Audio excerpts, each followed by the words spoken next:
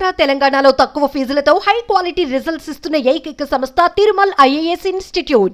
ఆంధ్రప్రదేశ్లో అభివృద్ధి ధ్యేయంగా దూసుకుపోతున్న కూటమి ప్రభుత్వం ఏపీ ప్రజలకు మరో శుభవార్తనిచ్చింది. సంక్రాంతి నుంచి మరో కార్యక్రమం అమలు చేసేందుకు సన్నద్దమవుతోంది. పేదరికం లేని సమాజ నిర్మాణమే లక్ష్యంగా P4 కార్యక్రమాన్ని రూపొందించామన్నారు. సూపర్ 6 అమల్లో భాగంగా ఈ కార్యక్రమాన్ని ప్రకటించారు సీఎం చంద్రబాబు నాయుడు. సంక్రాంతి నుంచి P4 ప్రోగ్రాం అమల్లోకి రాబోతుందని సీఎం స్పష్టం చేశారు. ఇప్పటికే దీపావళి నుంచి ఉచిత గ్యాస్ సిలిండర్ల పథకానికి శ్రీకారం చుట్టనున్నట్టుగా ఇప్పటికే ప్రకటించారు. ఈ నేపథ్యంలోనే సంక్రాంతి నుంచి P4 కార్యక్రమాన్ని అమలు చేయాలని నిర్ణయించింది. ఈ విషయాన్ని సీఎం చంద్రబాబు నాయుడు ప్రకటించారు.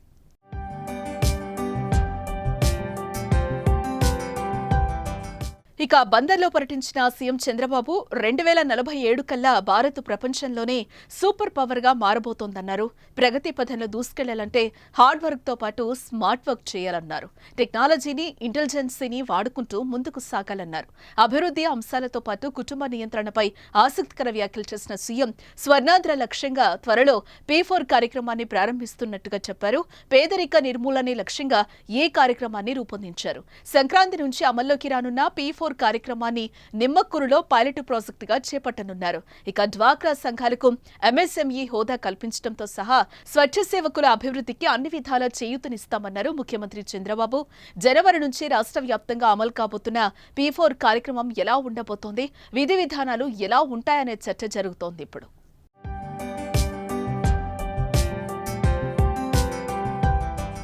మరోవైపు P4 అంటే ఏంటని సందేహాలు ఉన్నాయి. P4 అంటే పబ్లిక్ ప్రైవేట్ పీపుల్ మరియు పార్ట్నర్షిప్ అని అర్థం.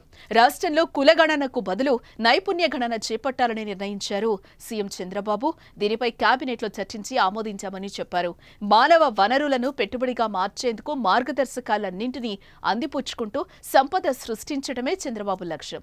స్వల్ప, మధ్యకాలిక, దీర్ఘకాలిక లక్ష్యాలతో ప్రజలకు ఉపాధి అందిందే. దీంతో ప్రతి కుటుంబంలో ఔత్సాహిక పారిశ్రామిక గా మారే అవకాశం ఉంటుందన్నారు. తమ రాష్ట్ర పునర్నిర్మాణం కోసం తమ పార్టీ, కేంద్రం కలిసి పనిచేస్తాయని చెప్పారు చంద్రబాబు.